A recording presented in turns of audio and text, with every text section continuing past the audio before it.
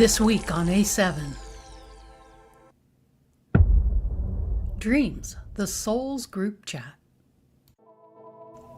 Welcome to Dreams, the Soul's Group Chat, a series inside the human curriculum where we explore the wild, wise, and sometimes ridiculous ways your soul tries to get your attention while you're unconscious.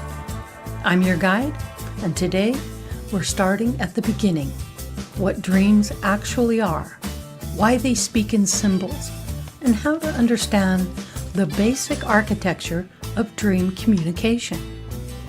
Because once you understand the structure, the message stops feeling random, and they start feeling like real conversations.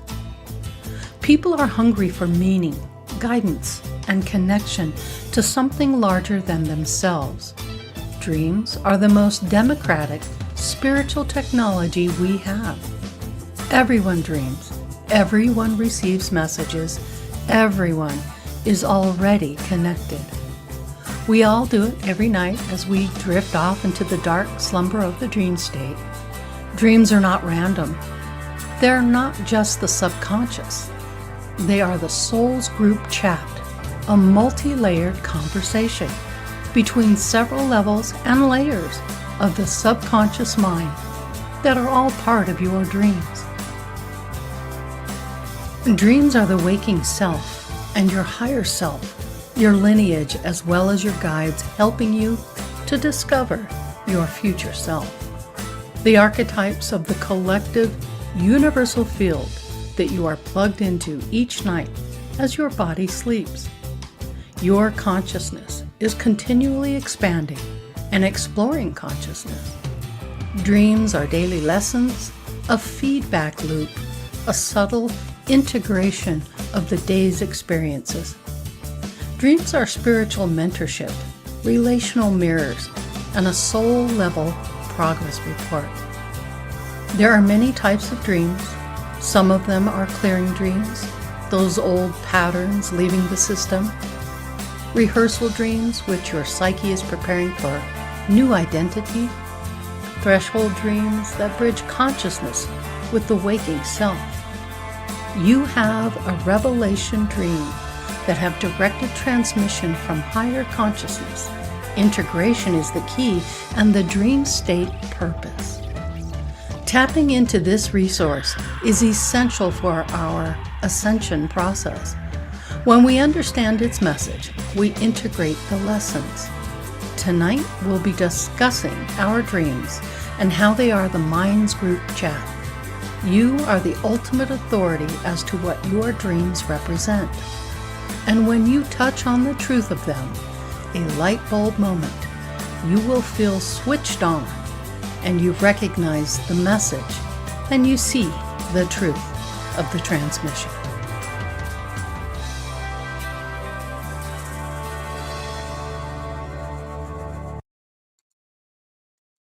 Welcome, everyone, to Andromeda 7, your celestial gateway. Hey, we're back. It's good to see you guys. Hi, everybody out there. How you doing? It's good to see you. Yeah, so we've been really busy. Things have been a little bit crazy for us, but hey, we made this happen, and we're here tonight. We're talking about dreams, the soul's group chat, and this is the 10-part series, the human curriculum that we've been doing. You okay there, Sophia? Oops. Let me unmute you guys. Make sure you can speaky. Okay. Yeah, got a voice now. My friends are showing up in chat. This is going to get real. Woo-hoo. Oh, all right. I like it. Charles is in there. Yeah. Yeah. All right. Let's see who's stepping in tonight. All right. Cool. Let's see. CK Workshop. That's Charles. That's all Charles. Right. Hi, Charles. How are you, Charles? Good to see you, Charles. You don't even know me one. Oh, all righty then. Mobile app. Well, hopefully we get to know you. That's good. Awesome. Mm-hmm. Yeah. Well, it's good to see everybody. I'm glad you're here. The Adorables are not with us tonight, but hey, maybe next time. So we got Brian here. Let me go ahead, Brian, and take this little thing off of here so we can see your face. see what's going on. So listen. I kind of slowed down our roll a little bit with oral surgery, so I finally recovered. Yes, you got took the focus away from the programming and into my mouth. Yep, you got a beautiful new smile. And all you folks were really good about sending good healing intentions, and so sorry for the delay, but we did miss you, but it was a good miss. Because a lot of good things have been happening, as you can see by that video. So we're really super psyched about our program tonight. Yeah, and it's good to see Sophia again. It's good to have Brian with us. So it's all good in the hood as far as I'm concerned. But we are here talking about dreams tonight, and it's common knowledge that sleep is good for your brain. Einstein took this advice more seriously than most. He reportedly slept 10 hours per day, nearly 1.5 times as much as the average American, and we sleep about 6.8 hours a day. So it's important to know that dreams are not a privilege for mystics. They're a biological, psychological, and spiritual function. And this episode is for those who wake up blank, and dreams are a nightly conversation maintaining system, a symbolic teacher, and a mirror of the psyche. And dreams aren't about recall. They're literally about communication. So if you are into a spiritual awakening, if you're not working with your dreams, you're kind of half there, because dreams are a huge part of what we do at night. And also, if you're connecting to spirit, like Sophia, you connect to spirit a lot. Brian, you connect. Teresa, I do. If you're not utilizing those skills in your dreams, you're not getting the feedback or any mentorship from your higher selves, your psyche, and all that comes with it. So I did want to talk a little bit about what dreams are not. So dreams are not random nonsense. They're not literal predictions, punishments, or warnings, or even tests that you can fail, or even messages from an external authority judging you, proof of instability or overthinking, something you must decode perfectly to benefit from. Even if a person never remembers a single dream in their psyche, it still uses the dream state to regulate emotions, integrate memory, rehearse possibilities, resolve conflicts, process identity shifts, release stress, and reorganize the self. So dreams don't need conscious participation to do their work. And that's a fact, Jack. So when we open the we open the door to dreams, the psyche is speaking in a native language. It's a symbolic operating system, a nightly myth-making process, a rehearsal space for the self, a pressure relief valve, a creative intelligence, reorganizing your inner world. Dreams speak in metaphors because metaphor is the most efficient way to communicate complex truth. So your psyche wants to show you that you're overwhelmed. It won't say you're overwhelmed. It'll show you a tidal wave or a crowded room or a broken elevator, a suitcase that won't close. This is where natural symbolic fluency shines. So, and I know a lot of people are probably curious about, well, what does this dream mean? What does that dream mean? It's really important that you take the time and the energy to work on remembering your dreams, learning how to recoup that dream, to ponder it in the morning, to hold on to it, to keep a journal, to mark it down and dissect the dream. And don't take anyone's interpretation of the dream. Literally get into deciphering those dreams and making sure that when you hit on something that really makes sense to you, that little light bulb moment goes off and you realize. And I can give you just a quick example of a dream that I had. And years ago, before I even got into spirituality or any of this, I was in a grocery store. I suddenly heard people yelling and screaming. And this guy came in and he had a gun and he made us sit up on the counter and he was threatening us with the gun. The next thing I know, he shot me in the arm and I started bleeding. And so I woke up out of this dream just shocked, like, what does this mean? I couldn't understand. I couldn't wrap my brain around it. So the next night, I had the same dream again, only this time I told myself before I went to bed that I would take control of the dream and I would not allow this person to do that. Also, prior to the second night, I realized that every aspect of my dream is something of me. It represents me. And so it's reflecting back to me. So this shady character that comes in with the gun, being controlling, telling everyone what's going to happen and how it's going to get done, that's an aspect of myself. Shooting myself in the arm, bleeding, the loss of energy, giving away my energy to others. There's so many layers to a dream that it's really important that you dive into it, find books, things online, whatever you can dive into that helps you realize what you're dreaming about. So the second night I dreamed the dream, it happens again. We're up on the counter. He's got us all in line. And I said, no, no, no, this is not going to happen. I jumped off the counter. I wrestled the gun out of his hand and I proceeded to empty the chamber. Boom, boom, boom, boom, right into him. And that was it of that. So when you get these metaphors and it's to jolt you, it's to get your psyche to go, look, you're giving away your energy, you're giving to others, you're bleeding, you're literally, your energy is being sucked away, and you're allowing this. So you need to stop giving your power to other people and stop the bleeding.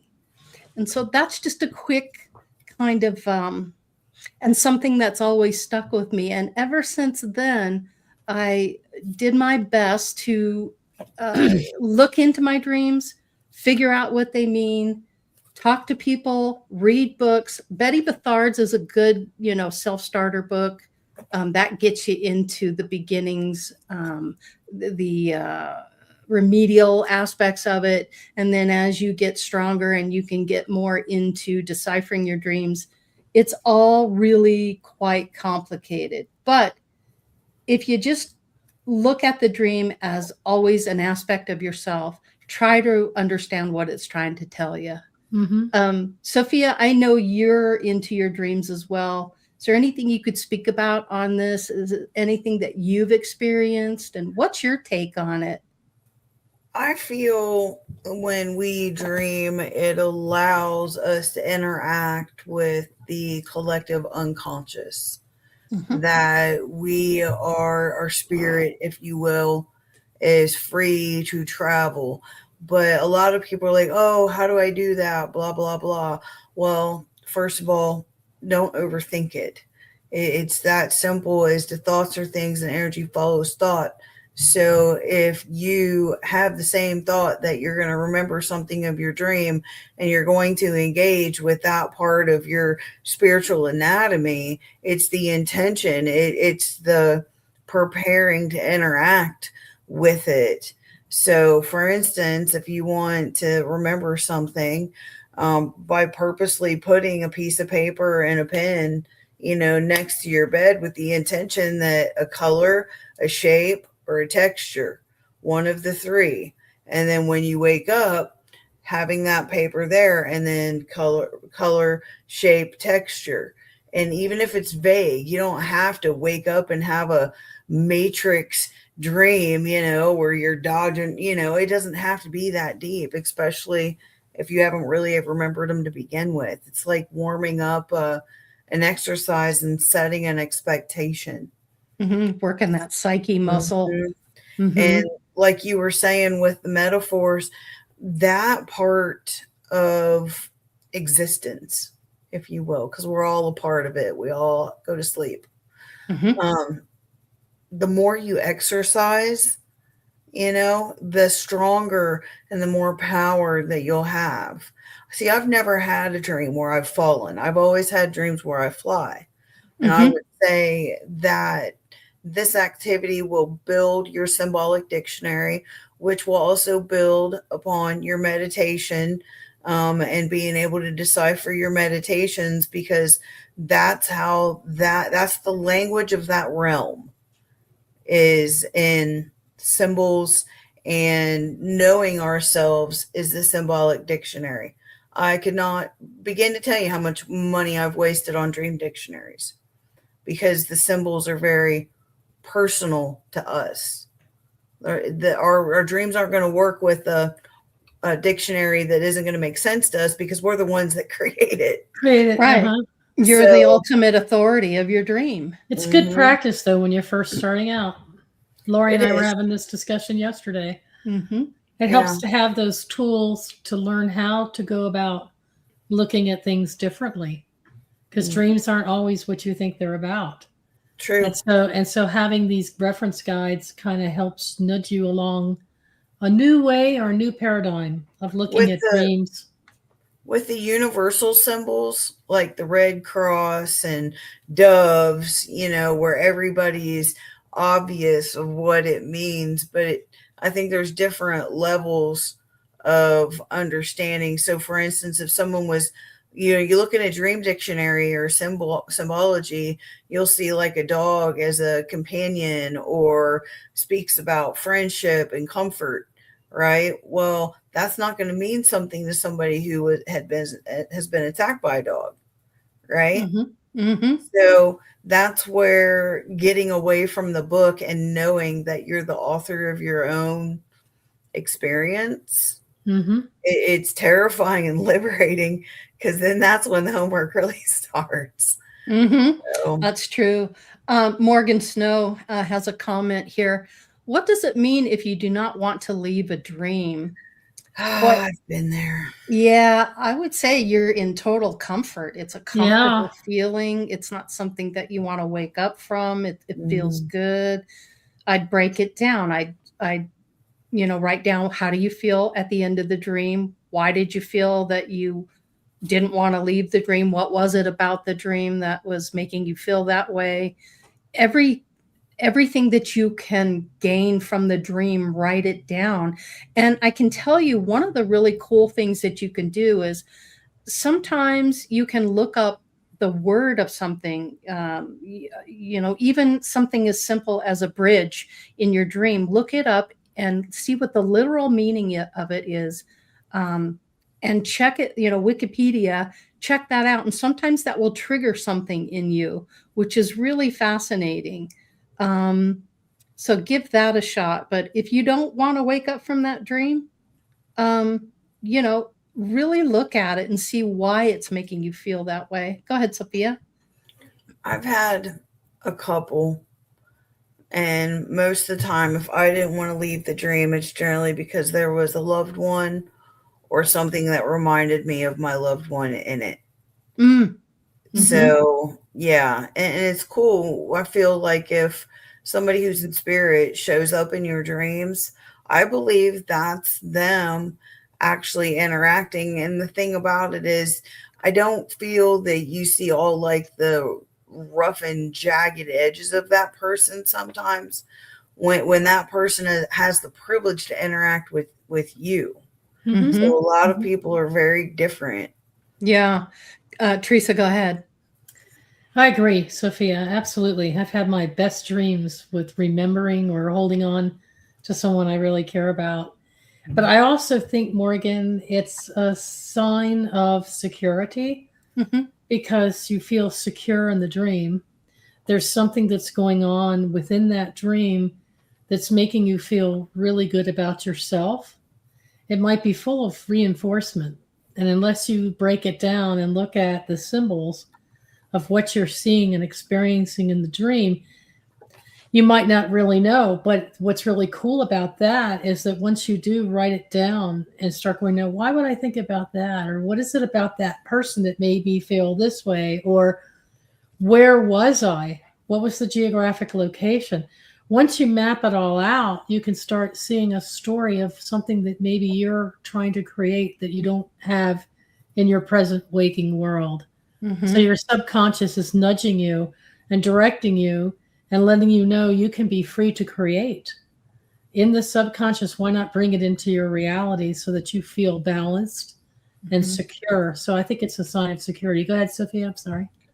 No, I'm agreeing with you 100% because it's kind of like when my mentor, when I would have a meditation and it, one of those, why, it takes you a minute to break it down No. and then you get overwhelmed. And sometimes dreams can do that too.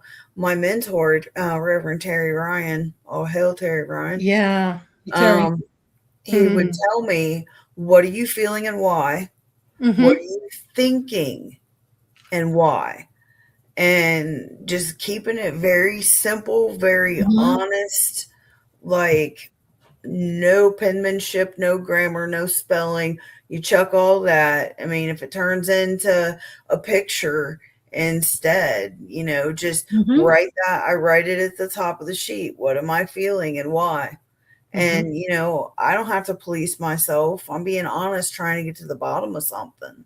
And it really helps. Also, running through the previous day is a good idea too, because that will refresh your memory and it might trigger something about what happened, that the day before you went to sleep.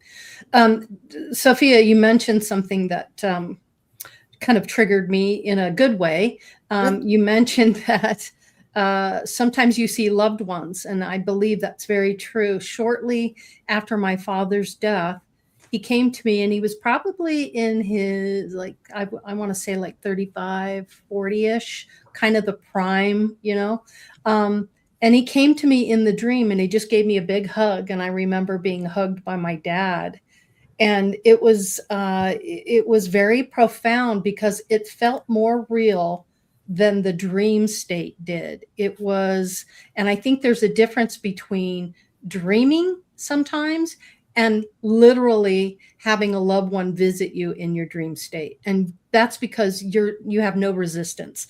They can get to you that way. Sometimes they can't get to you in the waking state, especially if you're grieving, but they can come to you and they can let you know, hey, I'm fine. And what I got from them just out of a hug was, I'm happy, I'm healthy, and I'm whole, and everything is good. So now, see, I had something that was kind of the reverse of that. Okay. It was shortly after my mom passed away. And I barely made it back to the state of Maryland in time to see her off as she was transitioning. And I was ridden, I didn't realize it at the time, but I had taken this job to get away from her and the house and start a new life. And there wasn't appropriate time for closure. It was unexpected. Okay. So I had a series of dreams that went on for over 2 months. Wow. And she would come into my dream and I would hear her raspy voice. Uh-oh.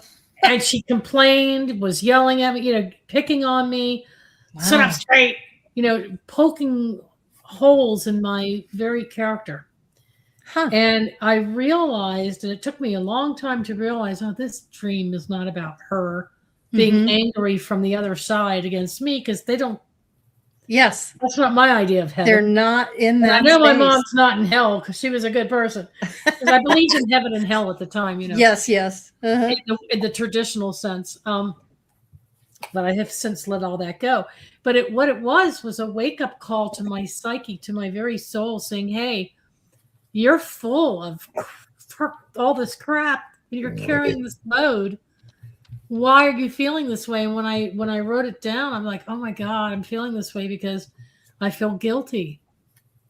I feel guilty that I didn't do things the right way, or I'm feeling guilt and grief. And that was the aspect of your mom. And I was judging myself. You were reflecting that back and using that archetype. Yes. Your mother's archetype is what you use to wake you up.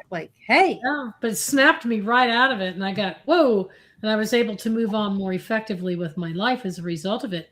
And I hadn't even discovered or awakened to a lot of my spirituality yet at the time.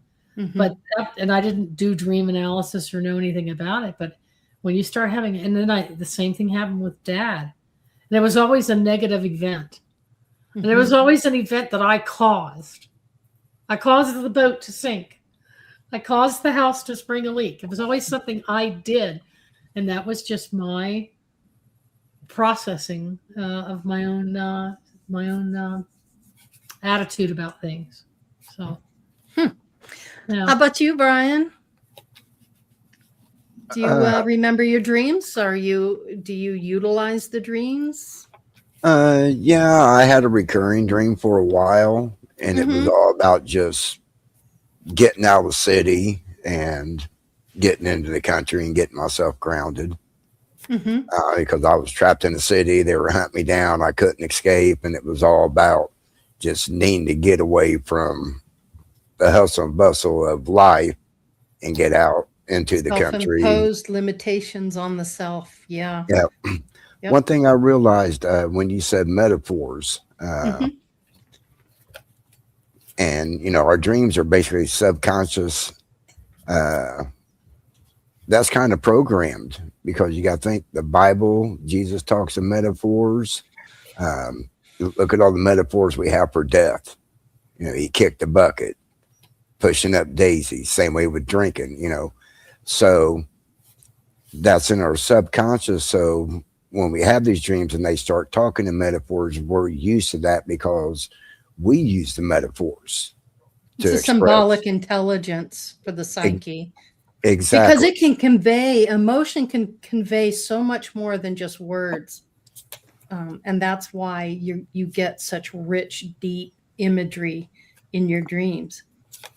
Right. And I know I've had other dreams that I actually think my spirit was in another reality, and I was seeing what was going on in that reality because it was a dream that,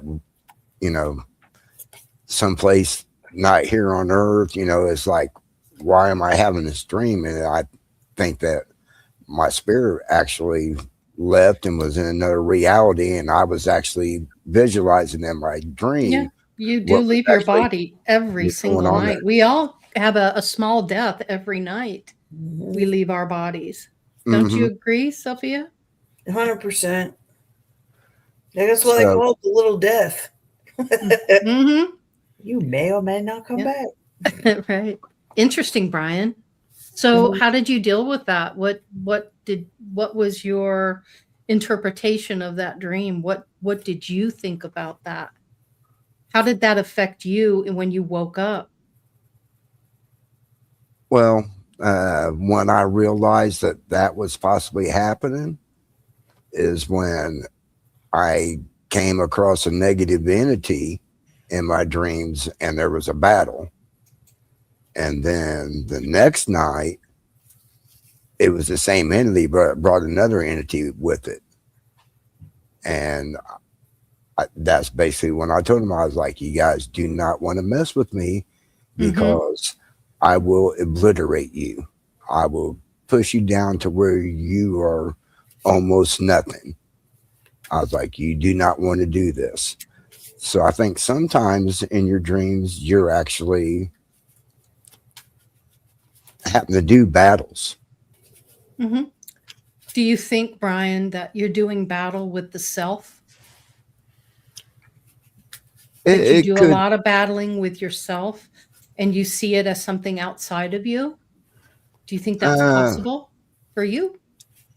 Yeah, that I would say a few years ago was possible, but I really don't battle with myself now. I really keep myself balanced. Mm-hmm. So I don't know what the significance of that dream was, or if it was actually me saying, okay, there is something you need to battle inside of you, or if I was actually battling negative energy, because when you're in that dream state, you're very vulnerable for negative attacks. Mm-hmm. Well, and if you have the mindset of that when you go into it, that's going to be deep in the psyche, Brian. I'm not saying that it isn't true that that's possible. Yeah. But you become very vulnerable if you're not protecting yourself or have the understanding in the waking state that you are in control of every aspect of your dream, and you're a sovereign being on top of it, that nothing can attack you unless you allow it to, or you give it some kind of power against you. What do Right. you think about that? Well, I know I'm always protected in the dream state, and I make sure of that because of what I have surrounding my bed. I got tourmaline and smoky quartz on one side of me, and tourmaline and smoky quartz on the other side of me, and those both repel negative energies. And those are And tools that you use to tools help that you feel empowered. exactly, knowing that Mhm. in my dream state, when Mhm. I'm most vulnerable, I am protected at all Yeah. times. And I think what I'm saying here, and the point that I'm trying to make, is that we don't need any tools. It's just your intent is so powerful, that you don't have to do it that way if you don't want to. But if it gives you some form of empowerment, then by all means, do that. Teresa, you want to make a comment? I'm sorry. Oh, no, it's because I had thought you had ended.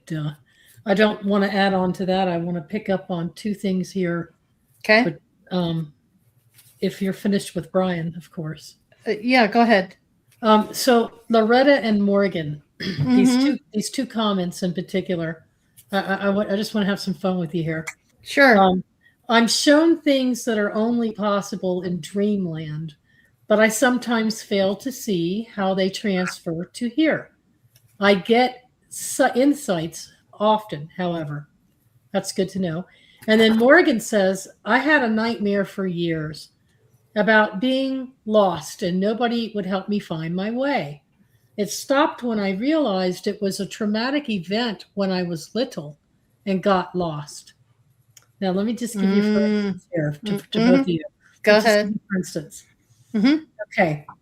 What if, and I'm not saying it was, but what if you remember how you felt when you were little through that traumatic experience? You knew what it was like to feel abandoned or lost. And now you're an adult or older and you're having a dream about the same kind of thing happening to you. Maybe what your dream is trying to tell you is that remember how that was and how that made you feel. What is currently going on in your life right now that would make you feel lost? And why are you giving yourself permission to get lost in your life's details? What is it that would make you feel more secure, more loved, more whole, more complete? And then you start analyzing and looking into what it is that you would remember a childhood experience and bring it into your now. And this is how you, through translating your own dreams and analyzing your own dream symbology, you can bring it into your real world, because maybe Morgan would get a message out of it that would set her on a new path or give her a new sense of strength or give her a new purpose or focus, because that kind of dream was a nudge from spirit in her subconscious that something needs to change. And it gives her the encouragement. So that's how you can bring it into your now. How what you experience in your subconscious can sometimes be a very powerful way of helping you to shape and mold your current journey in a more positive light. Brian, to your point, Charles says, I think we all are at different stages of development in our lives. And for some people, tools and crystals are appropriate for them. If it works, then it works. I totally agree with you on that. Right on. Mm-hmm. Yeah. Sophia?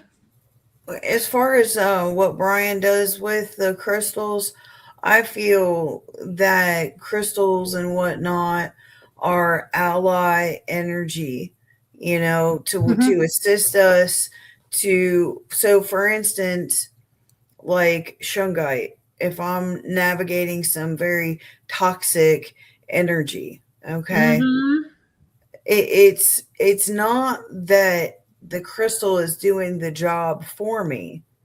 The crystal is holding, if my signature should slip for a moment, that's just covering my back until I can pull myself back to center.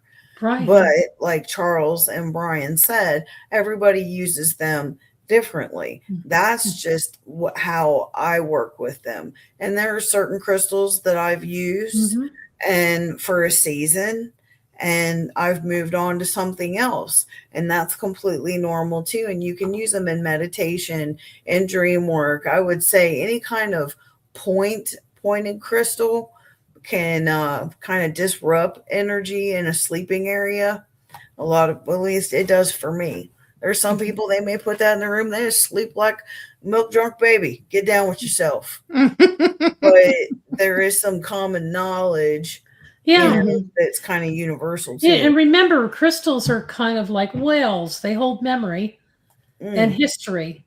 And once you bond with a certain type of crystal or a certain crystal, not just the type, but one you've used over and over, it gets to know you. It gets to know your energy.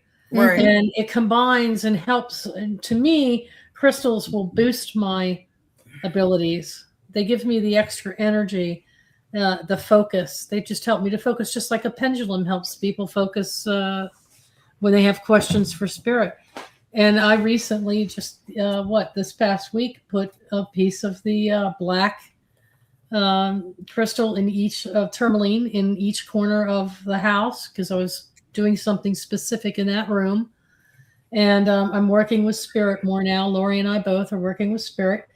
And there are certain crystals I'll bring into an encounter, into a situation, because they hold a certain energy pattern for the type of spirit that I think I might be working with. And sometimes it's to give me the extra security, feeling of comfort, to help boost my own energy so that I don't feel insecure or I don't feel unprotected. So I'm like you, Brian, and you're the one that taught me the use of the tourmaline for that purpose in the other house that I lived in. And I had it in every corner of the foundation of the house. And so it's okay to use these spiritual tools, whatever helps you hold on to your sense of truth and your need to be in control. If it helps you feel that you're in control, then by all means use it. But like Lori says, well, if we get too far, go ahead, Lori. Yeah, I just want to make a comment about that. So I've spent a lot of time speaking with spirit, higher selves, different people who have passed, and they all tell me the same thing. It's all about your intent. Intent is powerful. So remember to put the intent out there. Put the intent before you go to bed, that you want to work on a problem and you want to remember it. Just know how powerful you are as a sovereign being, as an individual, that you can have the power just in your knowledge and how you state something, and just pound that in there. But there's nothing wrong with using crystals. I don't impugn that in any way. Crystals are awesome. I have many crystals in my space. But I understand now from a different level and from speaking with spirit that the tool, the most amazing tool you can use is your intent. That's right. And that was my point. Yeah. Yeah. I was getting ready to say that, but I didn't want to take the words out of your mouth. I appreciate that. And, it's a symbolic voice that speaks to you when you're sleeping. And it's very different. I've been around people who I got in a fight with someone, and we were in a hotel room, and this person was in a deep sleep, and we were stressed out from this vacation we were taking, and we had gotten into an argument. And hours later, in a deep sleep, I awoke to this person recanting the whole argument that we had just had hours before, verbatim, word for word. And it kind of blew my mind. And so I wasn't quite sure what was going on. But I noticed that in the morning, and I think it was just that person's psyche was kind of dealing with the stress of the vacation, not knowing where we were going. We weren't, we were in Italy. We were not speaking, they didn't speak English, the communication factor. And this was before the smart cell phone. You had to figure out, lira, the money and all of that. And it was just extremely stressful. And we couldn't read menus. We couldn't figure out what we wanted to eat. We were hungry, and it was just an interesting situation, but that just goes to show you how much the psyche is affected by the day-to-day interactions that you have with others, and how it comes out. It bleeds through at night, but was an incredible experience. You ever experience anything like that, Brian? No, I have not. Sophia, how about you? Anything in that nature? Have you have? I get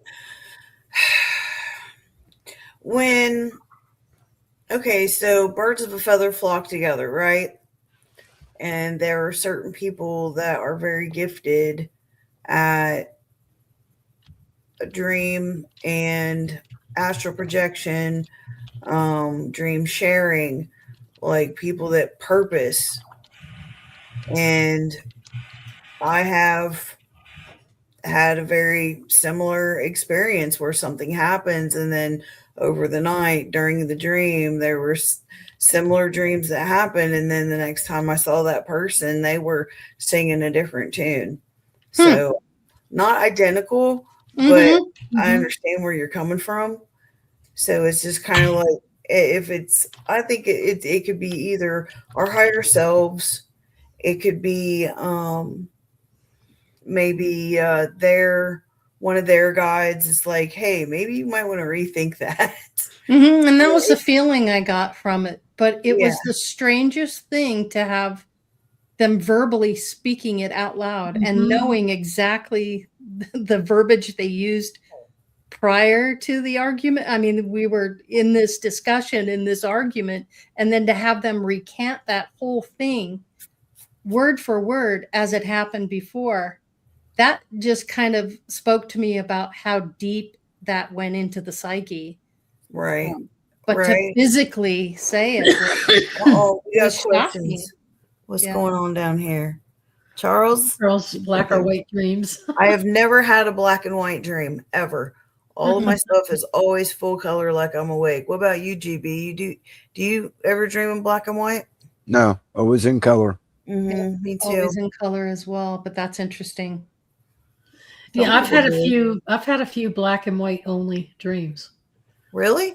Wow. Yes, I have. And they usually occur in a forested environment or near the water where there's like a houseboat or a boat. And everybody's either pale white with dark hair, or the trees are all dark and the land is white, like the grass is white. So it's like those are not always the most positive dreams either, Sophia. They used to be very filled with all kinds of turmoil. I could see that. Okay. Disaster type dreams. Right. Okay. So can I taste in my dream? Yeah. I don't, if I'm eating, I can taste it. But I don't eat a whole lot. So, I would say, and that's my weakest clair anyway, is taste. If I taste something, it's generally going to be alcohol or blood. So I Ooh, really? One or the other, or metal sometimes. I taste salt when I'm near an ocean in my dream. Oh, really? You taste salt? I can taste brackish water. I can even smell dead fish. See? Or fish bait that I'm using if I'm fishing in a dream, because I had those experiences in reality. Yeah, in the waking world. So I remember, your consciousness recorded that and knows. Right. And so in the dream world, it brings it. I had the most delicious beverage that Lori made with a electric blender on a beach in the middle of a dream. Love that. Because anything is possible. It's an electric blender and there's no electricity. And anything is possible in the dream. She makes this drink and it's like, wow, really cool drink. And I felt it too. I was like, woo. So, have you ever tasted anything in your dream? Any of you guys? Yeah. Mm-mm. You have, Steak, Lori? filet No. mignon. I honestly, I don't remember. yeah. I don't remember having that sensation. Of Because- That's taste. not to say that it didn't happen. It might just be because I don't remember. Well, taste and smell are part of the lower chakras. Uh-huh. And I don't know, I'm overthinking it a little bit, but it's fun. We've met. But I'm flying a lot. So I'm not really I've had flying activating those particular chakras because I'm up here, Mhm. versus in the lower chakras. And then as far as smelling, and when I meditate, yes. Dreaming, I don't think so. Brian, have you ever smelled anything in your dream? No. Okay. Yeah. Really? Poop No, in your no dream. sensations of taste or smell, or that's No. interesting, you all. That's really interesting. It's just Even in my interaction. lucid dreams, I can add spices to change the flavor of the food I'm eating in a lucid dream. Wow. No, Mhm. I can change the color of an object and see a different color in a lucid I can dream. do that. I can do that. I can take a hot rock that I'm boiling a lobster on or crabs on in a bowl, and I can actually burn myself and dream that I burned my hand. And I can feel the pain. And I have awakened from a dream with a mark. Oh shit, Freddy Krueger, here we go. Yeah. All right. Well, I don't know about Freddy Krueger, but I'm Well, just saying.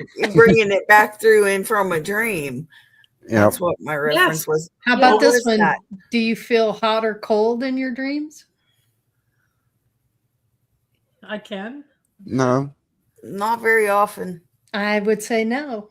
Not had that a I can. dream- Not that I can recall. I had a disaster dream where we were all having to huddle up in a cave because the world was exploding around us and we were so Oh cold. shit. I had to wear a parka and they couldn't get me warm enough. And so they were throwing their coats on top of me to get me warmer. And then I could feel the warmth. Now, Mhm. do I have those experiences in Oh, real life? Charles. Yes, I do. So I think that if you do experience those things in your dreams, that's part of your memory of this life here in the 3D illusion. Why do And you think that your psyche can recall that? What do you think the benefit is of that, or is there a benefit of it? Pleasure. Well, to me, yeah, there's a benefit of knowing how to take care of yourself and going in and knowing that you're secure and that you're safe. Because you have the ability to do that. You did it in the waking world when you took the hot spices out of a food that made you sneeze or made you too sick. But in the dream, if it happens, it means you're taking control of your life. To me, it's symbolic of showing that you are in control and that you're just as capable of feeling in the subconscious as you are in the conscious. So why not bring it with you, those new feelings, to change your situation? Yeah, Loretta Enigma. Often, if I dream of stepping off a sidewalk, I overstep and my leg jerks in my sleep. Yeah, I think that's just that connection with the body. And sometimes it doesn't shut off completely, so you can jerk in your sleep, or that's happened to me before, where I wake. I'm not awake, but I'm sleeping, but my body jerks. You're right in the It's edge. like of it. yeah, like what's the word I'm looking for? A reflex. It's more like a reflex. Yeah. Let's see. Did we miss one? Yeah, we did. Well, All right. if you're dreaming of flying, Sophia, you say most of your dreams are about flying. Do you feel the breeze on your face? Do you feel the wind in your hair? Does it feel good? Do you feel the freedom? Sometimes. Yeah. I like the feeling of weightlessness. And that's how I know how far out and how, I guess, disconnected I have been, because when I wake up the next day, like, I've had my body like feel like literal lead. I woke up one time, put my head up, and I'm just like, oh, Okay, I literally had trouble like opening my eyes and rolling out of bed because I was so far out that night. It's like how your soul moves about in the etheric realms because Mhm. you don't have a body. And I think it's that free feeling of you can go anywhere, do anything you want. I used to have flying dreams when I was a kid, but I had to run really fast and jump a couple times to get up in the air. And then once I got up in the air, I was like all over the place. And you're right, it's very comfortable. It feels natural in a sense, Mhm. and it's enjoyable. And Yeah. it's like I want to do it all the time. If I could do that, And look, I would, and I do. one other thing here, Mhm. Charles, it's possible that there's a reason for not being fully unplugged from the physicality. You don't have to be physically unplugged to have a spiritual experience in your dreaming world. In fact, it might be using your ancestral guides and other spirits and your soul, higher self, might be using your experiences because that's what we're here for. We're here to experience. They might be using those sensations in the subconscious as well to get your attention Mhm. as a symbolic representation of cleansing your life. I had a dream that I was being murdered. And I woke and Damn, Teresa. in my dream, I took control of the situation and I was able to turn things around in that dream, which showed me an aspect of myself. Old It's like I was aspects of killing off yourself. all Yep. I'm getting rid of all the old aspects of the old self that don't serve me anymore. Mhm. I'm shedding Killing the it old off. skin, I'm You're killing it killing it off, off, and I'm stepping literally. into my sovereignty and my divinity. So Mhm. the physical pain that I was feeling from what was killing me, I was able to not feel it, turn it off because I was able to realize, hey, I overcame that situation. I escaped that situation. And Spirit's telling me in my waking light interpretation of that is that congratulations, you've just stepped into your sovereignty. Charles has a really good question here. How does one begin to decipher if a dream is just a dream, or a dream with a message, higher self or subconscious, or prophetic dream, or meeting with guides or loved ones? Go ahead, Brian. Uh, Down on that. I wonder that quite a bit because, some dreams that I have don't make sense. I know, like, when I'm dreaming of family and there's work involved, that's telling me there's something I need to work on with my family. But there are dreams that I have and I'm having fun in these dreams. So to me, that dream is, just a dream of to be dreaming. I mean, it's not really telling me, hey, you need to go out and have fun right now. Mm-hmm. But other ones, it could be a higher self or your subconscious is telling you, like, when I see my family and we're working, that's telling me there's something I need to work on with that, whatever particular family member's in with me, or Mm-hmm. it could even be a coworker. Mm-hmm. If there's work involved, that's telling me there's something I need to work on with that person. So that could be my higher self or my subconscious or guides, whoever tell me, okay, hey, there's something you need to figure out. There's something you need to work with this person. So, Mm-hmm. I'm going to throw that one at you, Sophia. How does one begin to decipher if a dream is just a dream or a dream with a message? How do you Okay. decipher that? How do you know it's the higher self? How do you know it's the subconscious? How do you know if it's a prophetic dream? This is an excellent question, Charles. It is. Mhm. And I love the fact that Reverend Charles will turn the screws and get us Uh-huh. to thinking because that's why we're here. Yeah. All Mhm. right. So this is like a group think tank on here. So Mhm. for me, when I wake up for a dream and I'm like, dude, that was cool. Or what the hell was that? Right. So That's it's Mhm. right. usually one of the two. The first thing, if it is chaotic, if it doesn't really make any sense, it's disjointed, it's abstract, for me, I would classify, hey Elderberry, what's up, baby? So for me, I would classify that as a emotional like purge dream. You're releasing emotions, frustrations, things like that. Like that's your subconscious defragging. Okay. So for me, those chaotic dreams are generally what I would classify as a release dream. Okay. Mm-hmm. And then, so if you have another dream, lucid dreaming is another form, and that's when you realize you're dreaming. Okay. You realize you're in the dream state. So that's a different type of dream.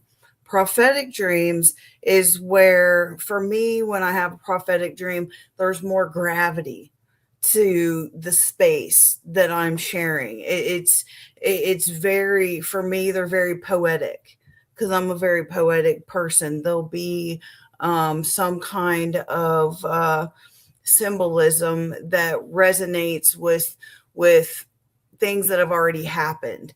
So I'll feel, and then not too much longer than being prophetic, the, how did you say it? How the dreams are like symbolism. Then later that symbolism is going to start unfolding in my real time. So then I'm like, oh, all right, what was that dream about again? That's why we write them down, everybody. So, and then finally, the last one would be astral projection. And that's when you actually leave your body, you explore the ethers, as above, so below. So you have the ethers, then you also have the realm of the dead. The realm of the dead, or the underworld, there can be living people down there, very sick people you will often find in the lower realms. It's not pain and punishment. Okay. Let's flush some outdated framework, shall we? It's just places within ourselves. And then ultimately that same framework lies in the collective unconscious as well, to explore as intricately as we explore ourselves. So it can be as simple or as deep as that person wants that experience to be. And it depends on your birth chart too. Some people that dream like crazy, you look at their birth chart and Neptune and or the 8th house or the moon, or the different houses of the, it can kind of say you chose a lifetime to have a very active dream life. What are you going to do with it? Part of the blueprint. Teresa, how about you? How does one begin to cipher? And I'm asking you all this because it's giving a different perspective. Okay. Sure. So how does one begin to decipher if a dream is just a dream or a dream? It took me a while to find my way of learning how to do that. But for me, I look at how intense the situation is, how it's making me feel emotionally, how I'm reacting, responding to it, and the impact that it's having on my waking moment of remembering that dream, and what personal relevance I'm assigning to the meaning of what happened and how it was making me feel. And if it's a very vivid, emotional dream, it's usually carrying a message for me. If, on the other hand, it's just a dream, I get fragmented, chaotic things, like I'm walking down the road and I look down at my feet and all of a sudden I'm wearing roller skates and I'm skating. And the next thing you know, I'm skating through a supermarket, but then I'm back at home or I'm surfing. The dream morphs into fragmented pieces of other realities that don't really teach me anything. They confuse me more than anything else. There might be little messages in each one of them, but my God, you'd be like all day trying to break down your dream. So to me, dreams are like, I'm fantasizing about something. Dreams are ponder. You just ponder the dream. Yes. Yeah. But if they're mundane, little fragments, they might be echoing back things I was experiencing during the day at work or at play, and they're just popping in and out, and they represent my tension, or I'm working on a problem. I'm trying to solve a problem. I used to dream a lot when I was working in computer programming, and there would be a problem. I couldn't get an operating system up and running. And I go, there's got to be a solution to this. And I'd get so tired. I'd go home and sleep, and I'd wake up in the middle of the night like this. Oh my God, I've got the answer. I just dreamt that I did the following. And I go back into work the next day and I apply it, and I have the solution, and the system's up and running. Mm-hmm. So sometimes you don't know until after the fact. Mm-hmm. You don't always know right when you first wake up, what was the meaning of that? Sometimes it takes days to really understand based on what's happening in your life. Oh, I dreamt the other night that Mm-hmm. I was going to do this. And Yeah. so that's how I distinguish it. Prophetic for me, by the way, Mm-hmm. I've shown something Mm-hmm. about someone or something, and they might be people I know or don't know, like the school teacher that was being harmed, or Mm-hmm. the child that was missing, and I helped find them. So I do get prophetic dreams about something that's going to happen to someone or something, but they're not like the floodgates are open and I have them all the time. I'm not some super psychic that has them all the time, but I do get them, and I get a sense of a reading on a person. And in my dream, I'll work on it in my dream, and I'm shown things about that person, and I know it's real because it actually happens. That's the Yeah. only way I have of validating it, is it Yeah. actually happens, and Mm-hmm. it's happened with a certain percentage.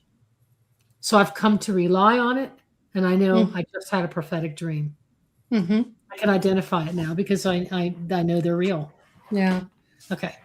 Kind of the way I see it is my dreams are my dreams. So it's Yeah. all about what's going on with me. And I can tell if it's a higher self, or if it's an important message, or if it's something that feels a little bit more wiser, or something that's trying to get my attention. But they're Mhm. my dreams. So it's going to be my interpretation. It's Yep. going to be me understanding if it is prophetic, if it isn't. I like what you said about having a prophetic dream and having it actually happen. That Mhm. would be confirmation, right, in and of itself, right there. But they're your dreams, and it's typically aspects of yourself, in my opinion, in my humble opinion. But that's me. That's how I dream. Yep. You may dream differently. Sophia dreams differently. Charles has his dreams. Everybody does it differently, and that we're all unique to that experience. Awesome. I'm digging this I like shit, man. Loretta's comment here. Loretta's ahead. comment down here. Go ahead. I find that sometimes it can be a word you heard but didn't pay attention to that hits the subconscious and becomes the main event of the dream. Mm-hmm. To bring it back to the foreground as it was missed. Go ahead, Sophia. I did that one time, no shit. I was 12 years old, and I was sleeping over at my friend's house, and they had MTV on, and it was Def Leppard. And I woke up just enough to kind of like realize, oh yeah, I'm at my friend's house. Went back to sleep, and the music I was listening to, I went to that concert. It was so cool. I only did it that one time, but that was cool. Yeah, our minds are powerful. Mm-hmm. Give each other enough credit. Most definitely.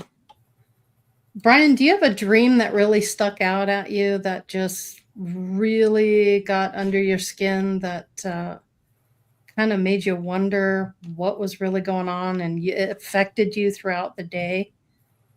Do you ever remember anything like that? No, I really don't. I mean, I know I woke up and kind of remember what I was dreaming about and went back, but as far as it coming through and sticking through me for the day, no, because when I get ready for work, I have to be grounded because, you know, I'm usually not on the ground while I'm working. I'm usually up in the air. So you have to be so aware Mm-hmm. of That's what you're true. doing. So That's true. I kind of shut a lot of that off as soon as I get up. Mm-hmm. But what Sophia said a minute ago made me think, because I have quite a few dreams, at least twice a week, about work. Mm-hmm. And I'm always working on myself. Now I'm kind of wondering, because I am a Taurus. Taurus is Pentacles. Pentacles is about work. That if my sign is actually what I was born in, is influencing some of my dreaming. I believe the dreaming about working all the time. That makes sense to me. Yeah, absolutely. It affects it. Because I work on myself every day. You know, there's always something I'm doing to help myself evolve. So I'm always working on myself. So like I said, when it has family, friends, something like that, that means there's something I need to work with them. But when I'm just working to be working, like I said, I know I work on myself all the time. So I know it's not that. So it could be the astrological thing, me being a Taurus connected to Pentacles. Pentacles are about work. That it just, my sign, I just have those dreams about work. Cool. Yeah. Do you ever have a dream and then you totally lose it in the morning, but later in the day it just kind of pops in and out, it phases in and out, and you're like, whoa, and you remember it? Yeah. No, like I said, you know, usually I'm up on a roof. So, Right. I mean, Yeah. you got to stay focused, because Yeah, you can't fall off the roof. I've fallen a couple times, and luckily it's only been one stories, and it hurt. Yeah. You know, but a 2-story roof, something like that, you fall. Yeah. You're going to hurt yourself. My age, it's going to be a long time for me to recover from that. Very true. Teresa, go ahead. What kind of dreams would you say Barry is experiencing here, but he's bringing things into his reality? They're actually happening. To me, that's like a prophetic dream or solving a problem. Yeah. He says he traveled across town and physically moved a hose in the pond. They were draining it, and somehow I ended up there helping. Okay, so he dreamt about something that was going to come up, and he ended up there doing exactly what he dreamt about. During the dream, I watched everything, and my cousins confirmed the whole dream as I was there. Wow. That is prophetic. Yeah. That's what I mean by a prophetic dream, Barry. That's awesome. There you go. Yeah. Fascinating. Was he actually dreaming, or was he? He dreamt it all before it ever happened, and then the next day he was doing stuff. Yeah. And as he was there, they were enacting what he was actually dreamt the night before. Wonder if he was remote viewing while he was sleeping. Remote viewing a future event. Yeah, while you're sleeping. Yeah. Yeah. Could be. Fascinating. Could be Well, Sophia, you going to pull some cards for us? Yeah, I can do that. See, I wanted to do something a little different. Okay. Generally, I'll use the tarot deck. Okay. But this time, Spirit's like, nah. How did you start reading? I started reading with a regular deck of playing cards, but not like everybody, you know, because you have the Lenormand approach where the certain card resonates with a certain symbol. What I basically did was my love for numerology. So the aces and whatnot. So kind of like we've talked before, we've got a lot of elemental stuff. So swords would be air, okay, which is come on, Soph. It's been a long day, which is spades. Okay, so spades is swords, clubs is wands, okay, hearts is cups, and diamonds is pentacles. Follow me? So what exactly? That's all right. Whoa, we had one pop out. What we got going on here? Whoa, shit, the 5 of swords. We don't like that card. Next. Try again. I rebuke that thing. The 5 of swords. Okay, let's break that down, shall we? So 5s are somewhat sensitive. They're not super balanced. It's a projective number. So that would give it, I guess, a masculine property, if you will. It goes forward. The energy with it. 5s, there's a lot about change. There's a lot about sensitivity. The 5 senses, freedom is a really good keyword for a 5.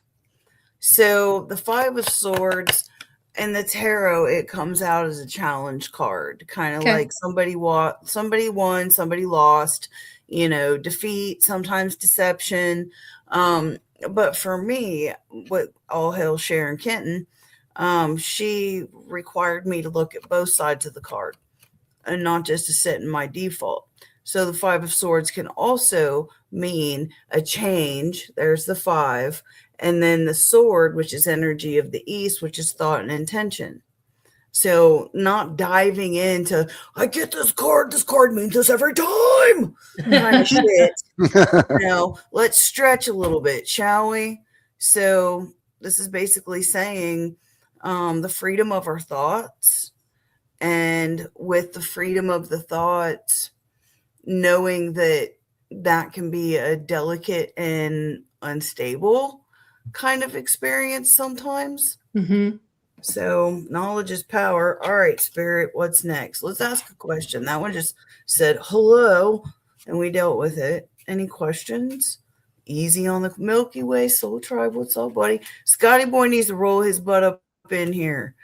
Sleeping through Winnie the Pooh having self.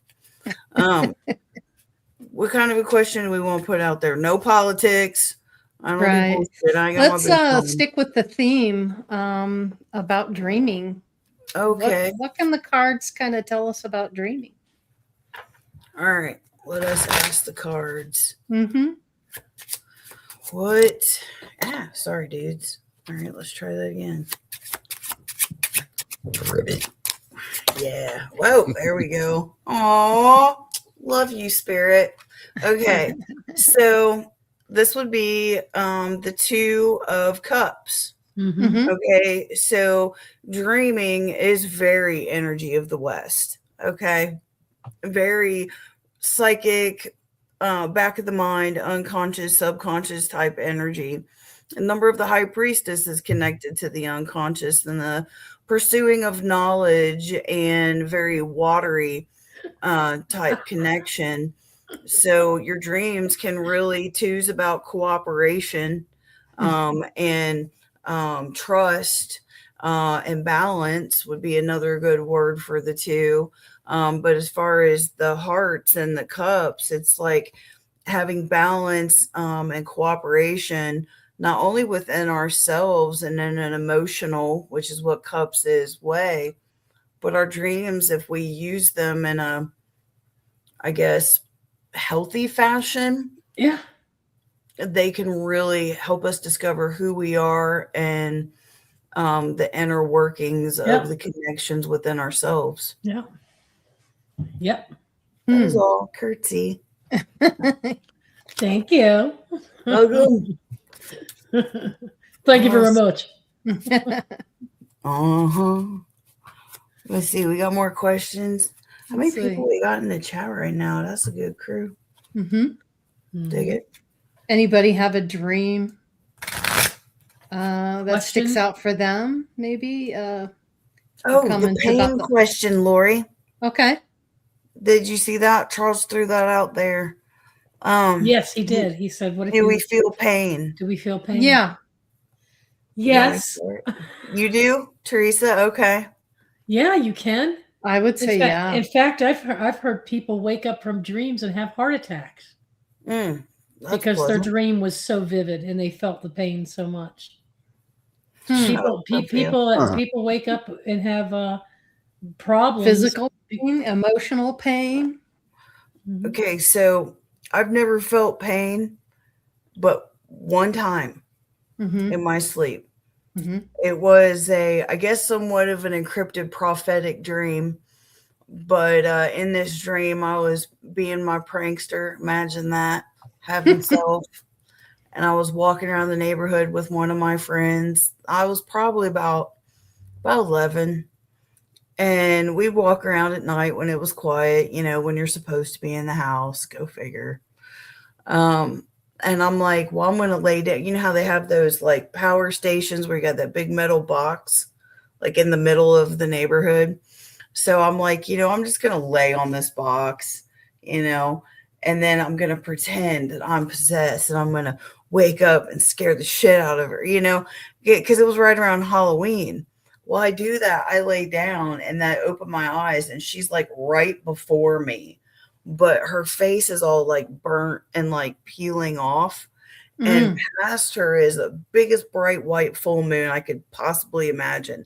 And it literally looked like somebody poured blood over it. And she grabbed me up by the neck, lifted me up, and she says, "Do you want to see what hell looks like?" And threw me through the frickin' ground. That is the first time I went, first and last time I went that way in a dream. I'm usually going this way. But when I woke up, it's like I could almost feel myself going through the layers, kind of like layers of skin. I felt myself going through the layers. And then fast forward, her life became very, very, very, very hard.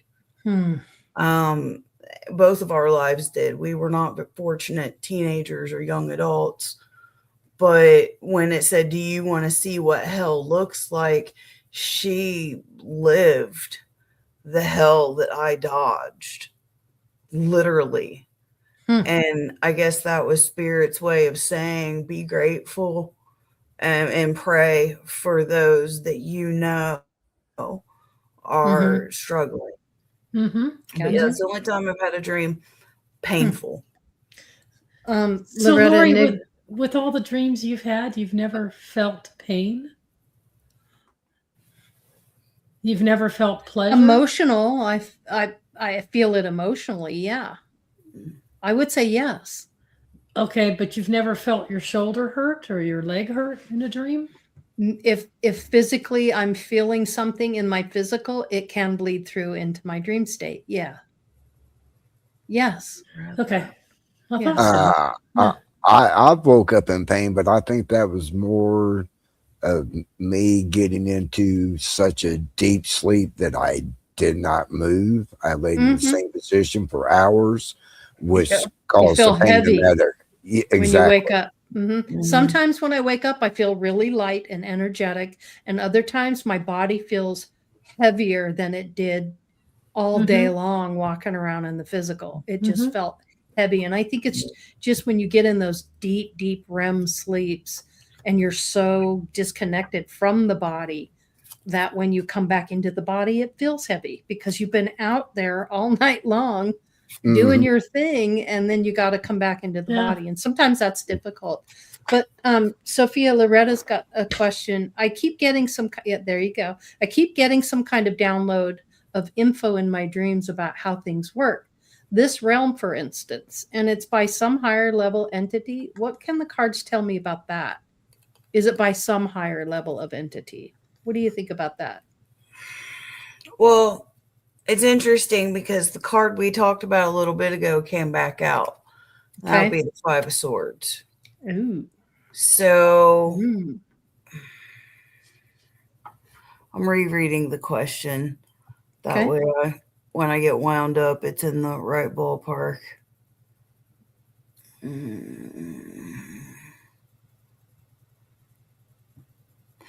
I just reading that question, holding this card, I just keep seeing freedom over and over. So just because the Five of Swords or the Five of the Influence of the East is a harsh card in the tarot, it really speaks, the five part of it is what's really, and it's like using the dream realm to free the limitations of the mind. Because the energy of the East, that's thought and intention.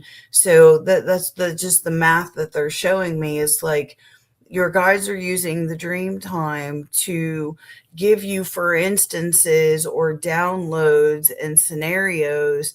That way, when something shows up in the real life, you're like, I still got a little something. I remember how a little bit of that went. That way, it gives you more fluidity because your guides have already done that when you're asleep. Does that make sense? That's what I'm getting. It makes sense. And I also think it's part of the ascension Agreed. process that she's going through because she's got if we all remember, we're surrounded by ancestors and masters and teachers, and they haven't really left existence. They never not exist. They always exist in whatever realm they're in. And they're bringing us information in our subconscious that we need to know to help wake us up. So I would say it's a very powerful way of getting your own self to say, okay, what in life's reality can I do to develop my skills even further spiritually? So Loretta, I think it's a very strong ascension sign when you experience that. I have to agree with you. I like her response. Because the REM sleep is actually your third stage, because you have the sleeping, then the deep sleep, then you go back up to REM. So with her falling into REM sleep within seconds of closing her eyes, that feels like she already has like a preamble. Like she's already wound Tapped down in. by the time her head Tapped is in before pillow. she's. Yep. She's got a grasp. Lori, Yeah. can you talk just briefly about the multi-layered dreaming, cluster dreams? Oh, yeah. This is interesting. So most of us, when we dream, we remember one specific dream, but we don't understand that we have clusters of dreams. And you can remember more than one dream in a night. And that's kind of where I'm getting to, where I remember every dream. I remember a dream every single night, and I can pick up the cluster of it shortly after I wake up. So once I process the first dream, the second and third can come in, and then I can process that as well. But yes, psychologically, we do have cluster dreams. So we dream more than one dream in a night. Yeah. And most of us, if you're working with your dreams, you can remember the one, but you don't realize that you are having the cluster dreams, and they are all connected to what you're dreaming. Go ahead, Sophia. Thank you for asking that, Teresa. Yes, some say, I've heard that before, but they'll say when you do remember, and if you're only remembering one, you're generally remembering the last one. Exactly. That's exactly right. Yep. Yep.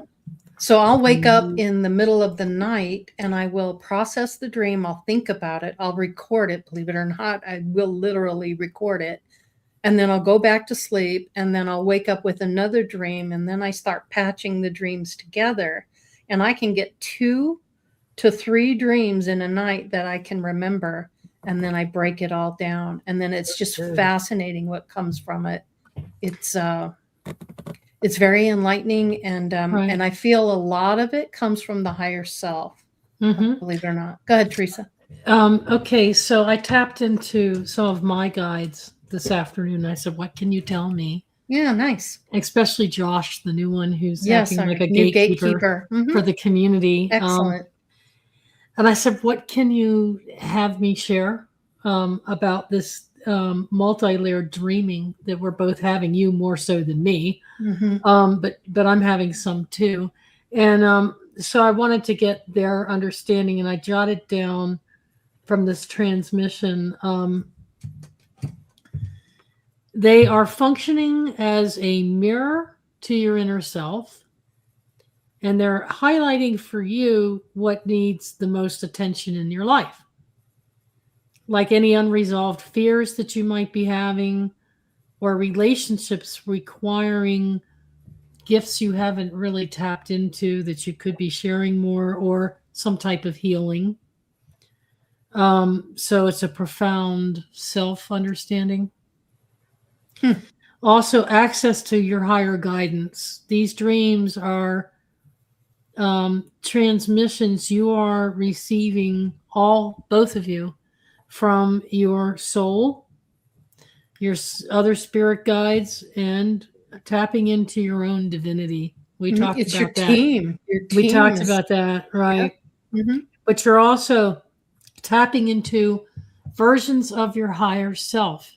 Everybody thinks, well, there's this oversoul, and there's only one higher version of. No, it's many different versions of lifetimes that you're living in multiple realities, if you happen to believe in this concept, that everything is happening everywhere all at once. So you're having all these different experiences, and that's being transmitted back to you in your subconscious dreaming, providing you with the wisdom and direction for your own life's purpose. So you're really coaching yourself through other aspects of yourself, and experiences you're having in different dimensions are coming into your existence now and helping to guide and direct you on your path. And I subscribe to that. Yes, I know. And these dreams are helping you guys process not just your personal emotions, but also collective and ancestral energies. That's true. Allowing you to act as a bridge for your own healing, or even for others if you're reading like Sophia for others. If she has anything that she brings in from her dream experiences, I don't know. Realization of nature. Josh says these dreams are revealing your illusionary life, which I looked up. What is that known in spirituality? It's the Maya. The Maya. Yeah. Nature of the material world, encouraging the understanding that consciousness creates reality. So if you want to change your reality, you bring the things that you're learning about yourself from the subconscious into your reality to help you make the changes. So you're your own guide, your own director in a way. And lastly, Viola says, she's one of my guides. Look, try to think of this as your training ground. You all talk about the Earth School all the time on your program, but it is a training ground. Your dream world is your training ground. Yeah. That helps lead you to greater awareness. You are your own teacher and connection within the cosmos. And the name of this series is The Human Curriculum. Yep. And this is just episode 5 about how the dreams are our chat box. Yeah. But it's the chat box, not necessarily with who you think it is. It's the chat box within your own heart, in your own mind, in your own soul. So that was Spirit's message for us tonight, from all of our group, our group. And so understand that individuals have the capacity, Teresa, to move from their passive existence in life to an activated spiritual discernment. The life aligns with their deeper purpose. And so that's kind of that just hit me like a ton of bricks, because dreaming is not something you do, it's something you are. That's what I got out of that. Yeah, it's something you are. Wow. What is he up to now? Hang on a minute. Crazy. Who? Charles? Thoughts on training yourself to have specific kinds of dreams. Thoughts are things, energy follows thought. That's a lot of it there. I go to sleep and I'm like, yep, we're gonna go do a backflip next to Saturn. Why not? Or I've gone and swam in the deepest, most beautiful seas. So yeah, I do feel that you can, connect with your higher self to have an experience that would be more desirable over another one. Dreams that provide answers to problems, prophetic or God's loved ones meeting. All the above. Yeah, I think you can by setting intents, and Lori does it all the time. Do you not, Lori? You're like, she's working on something like a theme in her life or something, let's say. I'm not going to say what. It's not my place to say so. But let's say she has a theme, a specific thing that she's working on. And she puts the intent out to have a dream that addresses those issues.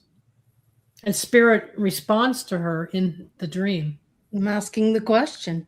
And she asks the question. She asks whatever the leading question before she goes to sleep. And then upon awakening, she immediately writes down and records what she's experienced and what the dream has said to her in that context, Charles. Now, somebody else like me might come along, read what she's written, and have a slightly different interpretation. Luckily for me and Lori, we know each other well enough that we're usually in sync, pretty close. Yeah. But so yes, you can definitely do that.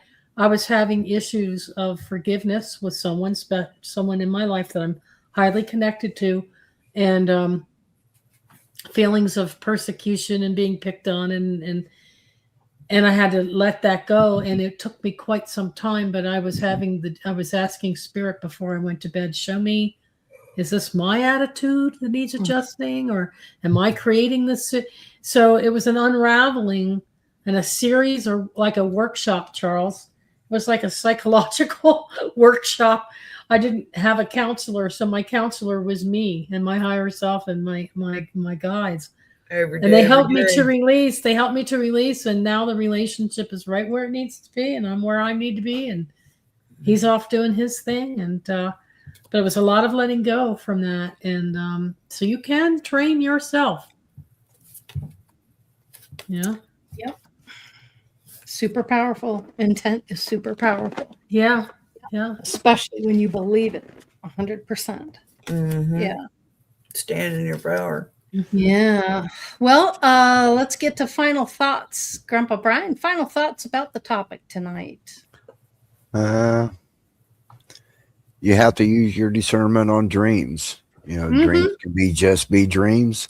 Dreams can be messages. So just use your discernment when analyzing your dreams. On a different note, tomorrow morning, there will be a 6-planet alignment in the eastern sky. I think it's Mercury, Venus, Jupiter, Saturn, Neptune, and Uranus. So this alignment, and it's happening in, I do believe, Aries. So this is going to be all about transformation. So it's basically time for us to start transforming. Okay. Wow. Fascinating. And the fascinating thing about it, February 28th, 1 year ago, you had the same 6-planet alignment, but it was in the evening sky. Yeah, that's right. You're right. Wow. Fascinating. Mm-hmm. Okay. Cool. Cool. Sophia, final thoughts for you tonight? Final thoughts. I think the battleground is when we're awake and when we're asleep. It's the same battleground. It's just two different. 2 planes of existence. Yes. I would say that with dreaming, okay, all right, fine. Nothing like getting bossed around by spirit all day long. I know how you feel. Yeah, they're basically saying we create our own happiness or unhappiness by the thoughts and the patterns that we allow when we're conscious, which would be awake, or unconscious when we're asleep. And speaking our truth and our affirmations, not going to bed angry if we can help it, whether it's at a person or ourselves, vibration determines the nature of the thing. Yeah. What you think about, you bring about. And I feel that is in the physical plane and in the unconscious realms within ourselves. So then can I ask you this? Because this is right on what you're getting at here, I think. All right. Can you then consider others could consider this to be a new paradigm about dreaming, that they're actually a state of being where they are serving as a bridge between an idea and your life's plan, a tangible plan. So the dream world, dreaming is a bridge. Like using the dream world to help manifest in the physical world? Is that what you're saying? Partly, but I just think the nature of dreaming itself. Go ahead, Lori. I think you're saying that dreams are not like content. They're a relationship between the conscious mind and your unconscious mind. Yes. And it's an emotional body. Yes. Your symbolic intelligence, actually. Your Mhm. future self, your past self, your inner archetype.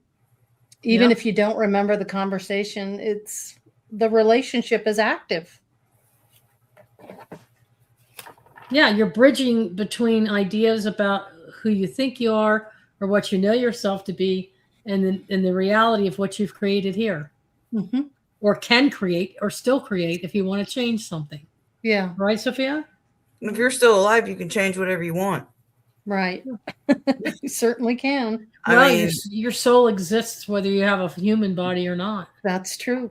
well, having a physical body, you can develop and work on things at a faster pace than you can without one, which is part of the reason why I feel that we choose to have a spiritual experience in a physical body, Hmm. because there's things that we can accomplish in this situation versus Hmm. not having one. So Yeah, true. I Yeah. take full advantage of it. Do you dream when you're dead? Well, you're all mental. Mhm. Dreams are all mental. Mhm. Yeah. And basically when you're dead, it's everything's mental all the time. There's no physicality to return to. There's Mhm. no body to mind anymore, Mhm. Just or the pure privilege to consciousness. operate. Yep. So your dreams are actually reflections of your own mind, Absolutely. Hmm. and they represent your desires. Hmm. A reflection of the self. Mhm. Mhm. Yeah. And for me and Lori here lately, they're oftentimes affirmations of who we have grown into and have evolved into. Hmm. But I love the fact that we touched on all forms of dreams, because not only can they be used to Yeah. continue our self-development while we're asleep per se, Hmm. it's also an opportunity to have that conversation with our guide Right. or our loved one, if we have that privilege, which escapes far too many, or we Mhm. have it and we don't remember it, but for some reason we wake up feeling comforted. Okay, Mhm. just because you don't think you haven't visited with your family doesn't mean it hasn't happened. You're just Right. not recalling it. I think dreams are pure consciousness. You're I do just too. tapped into your pure consciousness, the purest part of yourself, Mhm. and you're not in the body. So it's all about consciousness anyway. An unfoldment. Yeah. Yeah. Loretta, you're a trip, Loretta. Heck yeah, she is. I love that lady. She's a Uh-huh. trip. She's a trip. Oh no, that's after the show, girlfriend. Yeah, after the show. That's too After funny. the show. All right, you guys. All Thanks right. for popping in, stopping by. Thanks for chatting with us. Thank you, Sophia. Thank you, Grandpa Brian. Thank you, Teresa. Thank Yep. you to the audience. Thank you for those in chat. We really appreciate it. Hope you have a wonderful weekend and dream big, okay? And catch And- Brian and Lucky's program. Oh, that's tomorrow right. night. Yes. Go Mhm. ahead, Brian. Go ahead and let us know what you're doing tomorrow night on Lucky's show. Tomorrow night we'll be discussing decoding or deprogramming the subconscious, healing, and integrating programs. Ooh, big topic. All Mhm. right. Should be Great. fun. Excellent. And you, Sophia?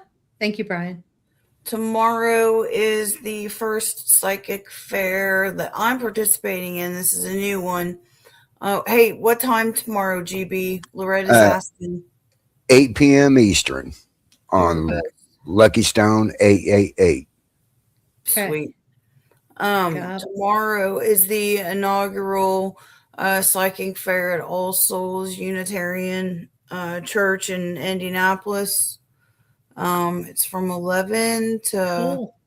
or no 10 to 5. It's a new one.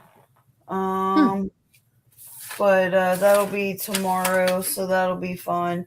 10 to 5.